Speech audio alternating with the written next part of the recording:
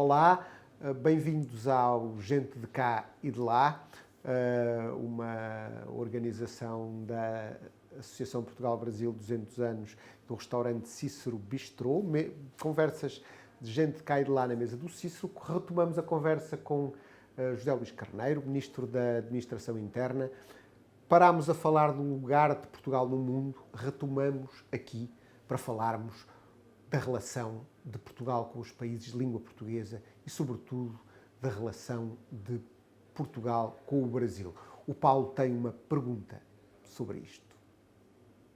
O senhor falou, colocou muito bem que eu sinto isso como brasileiro que está aqui há um ano, investir, o restaurante, enfim, eu sinto essa abertura para receber o de fora e receber o brasileiro. Já falei aqui em outras ocasiões, talvez um pouco aí de tensões econômicas que são normais de competição, mas não é o caso aqui da pergunta. A pergunta é mais, esse novo modelo que foi implantado recentemente, onde você tem uma quase automaticidade do processo de autorização de residência, as pessoas estão com muito interesse em saber como é que funciona isso. Quer dizer, o brasileiro que está no Brasil, que está com 20 e poucos anos e está com a disposição de trabalhar, tem uma formação técnica em alguma área e está querendo vir para cá.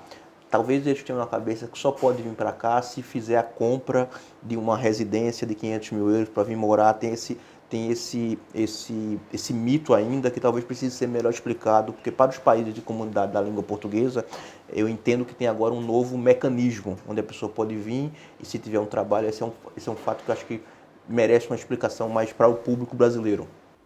Bom, primeiro, a pergunta é muito importante, porque efetivamente permite responder a dúvidas que nós temos a consciência de que existem para quem está fora do país e quer vir para Portugal.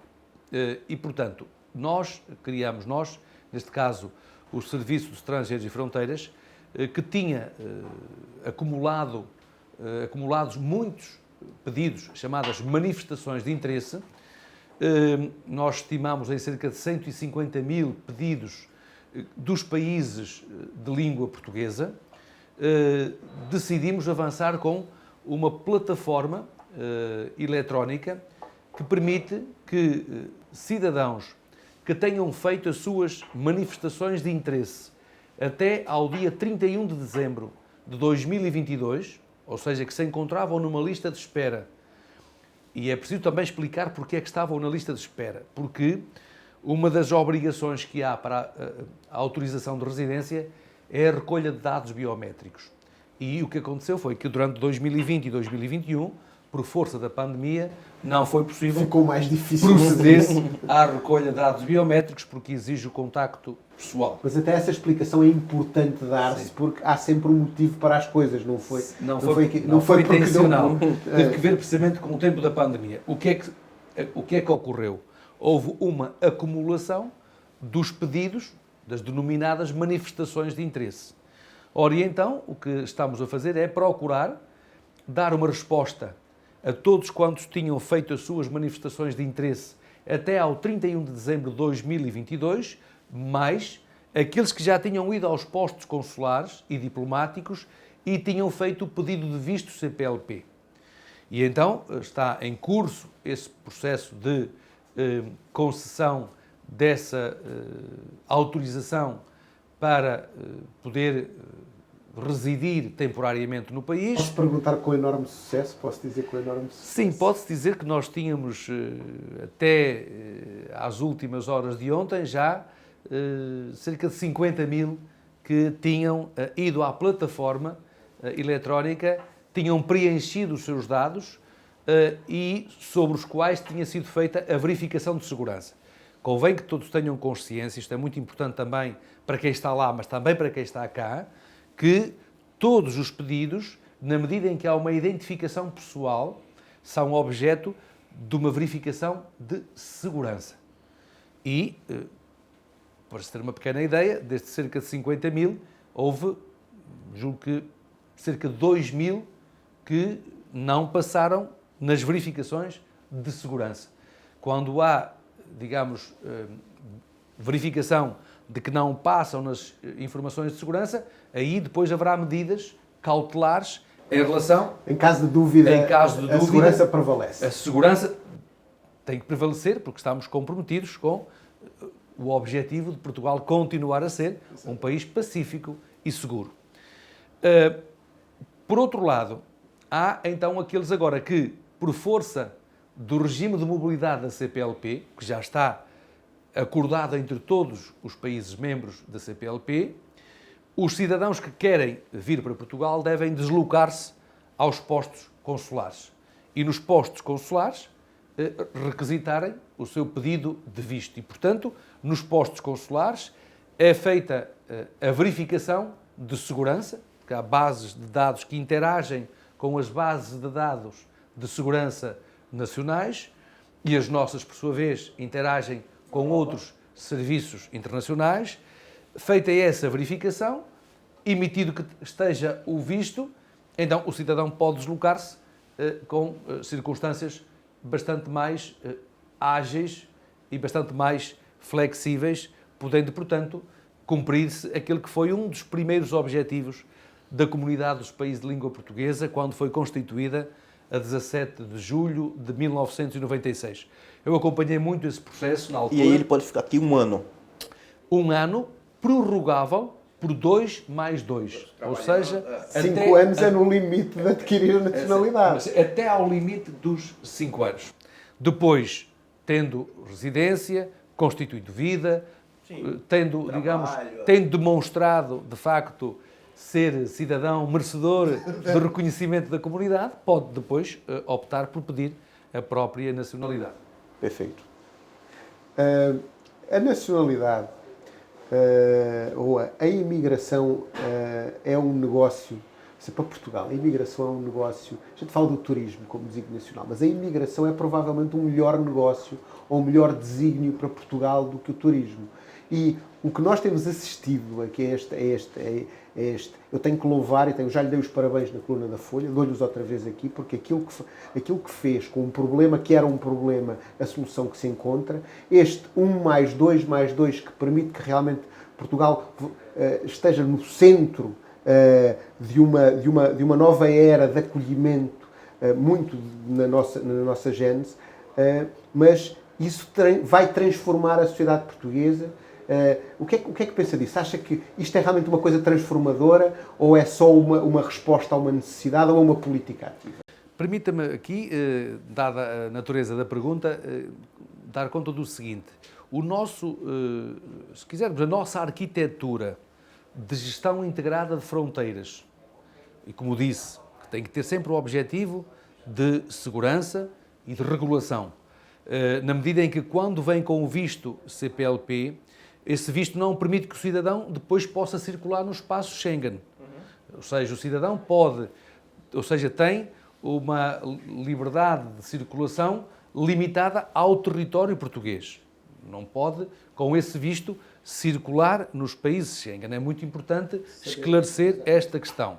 Mas esta alteração da arquitetura nacional e europeia, que há pouco referenciei, no caso de Portugal também tem que ver com uma mudança que estamos a promover de reestruturação do Serviço de Estrangeiros e Fronteiras, de forma que o Ministro da Administração Interna fica com as responsabilidades em tudo que tem que ver com a gestão integrada, segura e regulada das fronteiras, aéreas, marítimas e terrestres, e depois a Sra. Ministra Adjunta e dos Assuntos Parlamentares fica com a tutela daquela que será a Agência para as Migrações e o Asilo.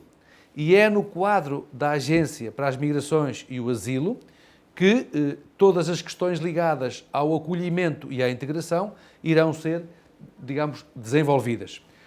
Aquilo que eu posso dizer é que, de facto, como há pouco já referenciei, está hoje reconhecido, aliás, pela União Europeia, está reconhecido pelas Nações Unidas, todos os estudos demonstram isso. Ainda há dias verificávamos que no ano que passou a Segurança Social teve mais de 500 milhões de euros de receitas precisamente, relativamente ao ano anterior. Portanto, ou seja, tem havido um crescimento consecutivo de receitas, nomeadamente para a Segurança Social e da Receita Fiscal também, que são o resultado dos fluxos de imigrantes que, entretanto, estão em Portugal, que trabalham, que investem, que pagam os seus impostos, que fazem os seus investimentos e que contribuem por essa via para também o fortalecimento do tecido económico e para, como disse, o financiamento das próprias funções sociais. Há pouco, quando falava da União Europeia, queria fundamentalmente dizer o seguinte: a União Europeia conseguir fazer face a este desafio é, eu diria que, decisivo para que a União Europeia consiga continuar a financiar o seu modelo social. Porque, veja, as estimativas que se fazem para 2050, mesmo para Portugal, era que pudesse haver uma previsão de perda de 1,5 milhão a 2 milhões de pessoas. Ora, se Portugal viesse a ter uma perda de 1,5 milhão a 2 milhões de pessoas, significa que nós, até 2050 a 2060, teríamos muitas dificuldades em conseguir, são mesmo uma impossibilidade de conseguirmos financiar e corresponder a desafios societais fundamentais. E, portanto, os fluxos migratórios, mas como digo sempre, fluxos migratórios regulados, na origem, com os documentos adequados, para que as pessoas não caiam em redes de tráfico de pessoas, que por vezes abusam, desrespeitando direitos fundamentais, ou seja, procurando que as pessoas venham de forma regular, organizada, metódica, permitindo que possam encontrar, de facto, realização de condições de vida. É um fator decisivo, não apenas para a sociedade portuguesa, mas para toda a União Europeia. Ministro, e para encerrar, a gente fez aqui, o Zé Manuel na outra vez perguntou a Isabel Lucas, que foi a nossa convidada anterior, que livros ela recomendava para um português que quisesse entender o Brasil. Agora o senhor nessa posição, talvez de convite, não um convite com responsabilidade, dizendo que o Portugal está com braços abertos, que o brasileiro quer trabalhar, quer empreender. Que livro o senhor recomendaria para esse brasileiro que está pensando vir para cá, ler para entender um pouco da alma de Portugal, vamos dizer assim, uma preparação do que ele vai entender, já que a gente está aqui numa casa de cultura, num local que é de conexão de afeto entre Portugal e o Brasil? Bom, há muita literatura que pode ser lida, que aliás aqui até é obrigatória, aqui no nosso caso, nomeadamente no percurso escolar, que todos têm de fazer, mas eu diria que é muito importante conhecerem alguns dos nossos mais importantes escritores. Acho que é muito importante conhecerem o Fernando Pessoa e alguns dos textos do Fernando Pessoa que mostram uma certa inquietude característica do espírito português, uma certa inquietude, uma certa ansiedade, que vive por antecipação os problemas e as dificuldades. Antecipando-os.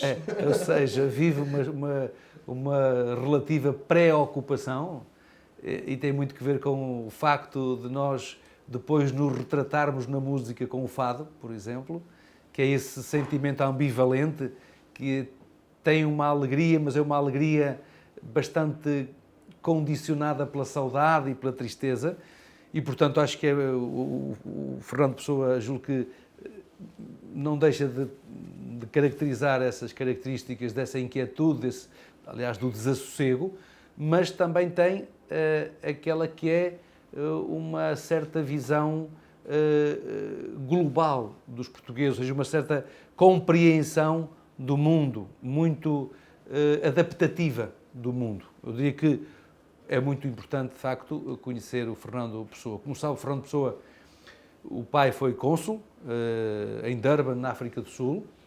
Ele foi foi mesmo o melhor aluno, houve uma altura em que foi o melhor aluno de língua inglesa de todo o que eram os domínios ingleses. Gostava de escrever aqui num café que é muito característico de Lisboa, onde, aliás, os brasileiros vão em regra, em peregrinação, que é o Martinho da Arcada. Mas depois também é muito importante ler o Eça de Queiroz, que aliás já referiu aqui. Já o Eça de Queiroz é muito importante ler o Eça de Queiroz, particularmente um diálogo que ele tem, que publicou pela primeira vez no Brasil, que é um diálogo entre um personagem urbano e um personagem rural. E fazem uma grande discussão sobre como é que se pode ser feliz. Se é mais feliz no meio citadino, no meio urbano ou no meio das coisas simples. digamos, é uma discussão entre o racionalismo do fim do século XIX, em que a tecnologia aparentemente trazia respostas para a complexidade humana e para os desafios e a inquietude humana, e ao mesmo tempo depois um diálogo com um homem simples da terra, rural, e esse diálogo é muito importante porque ainda hoje no íntimo de cada um de nós, nos momentos, digamos, de maior reflexão, vamos também fazendo essa pergunta: o que é que de facto na vida mais nos realiza enquanto pessoas, enquanto seres humanos? Ou a complexidade ou a simplicidade, o que também vale a pena, porque julgo que os portugueses também vivem muitas vezes esse dilema. E depois há, naturalmente, muitas outras referências, agora mais atuais da nossa vida contemporânea, mas eu diria que estas são leituras, estes dois são leituras obrigatórias, porque, apesar de tudo, com a sua escrita, acabam por traçar elementos característicos da personalidade dos portugueses. Ministro, outra das coisas que é importante e a gente diz aqui para quem vive entre cá e lá, como é o meu caso, como é o nosso caso, é de que ter homens públicos que têm responsabilidades técnicas e muita cultura é também uma marca distintiva de Portugal hoje, sobretudo por referência ao Brasil de um passado muito recente. E isso também é uma coisa importante que nós temos, essa uma urbanidade, uma contemporaneidade, e que se reflete nas pessoas que nós temos aqui. Isso é também uma coisa boa. Eu queria agradecer-lhe por ter estado, por ter protagonizado este momento alto do Gente de Cá e de Lá. Agradecer ao Cícero, claro, ao Paulo, que em conjunto com a Associação, Portugal-Brasil 200 anos, fazemos estas conversas e encontrarmos por aí na língua portuguesa muito em breve. Muito obrigado eu pelo convite que me fizeram e felicito-vos por estas conversas, que no fundo são diálogos, que procuram um melhor entendimento do nosso lugar no mundo e do encontro entre Portugal e o Brasil, e julgo que por isso mesmo foi bem em pré que dei o tempo que hoje aqui pude ter convosco. Muito obrigado. Obrigado. Dizem que as grandes essências se guardam nos pequenos frascos, mas desta vez a conversa com o Ministro José Luís Carneiro precisou de 2 pequenos frascos para uma grande conversa, em dose dupla, aqui no Gente de Cá e de Lá, para ouvir com atenção, com informação muito útil para os brasileiros que podem querer vir para Portugal e, sobretudo, daquilo que Portugal hoje representa como país de destino para a comunidade internacional neste movimento de migração responsável, onde a segurança é a palavra-chave. Voltaremos em breve com mais um Gente de Cá e de Lá, aqui, como sempre, na mesa do Cícero.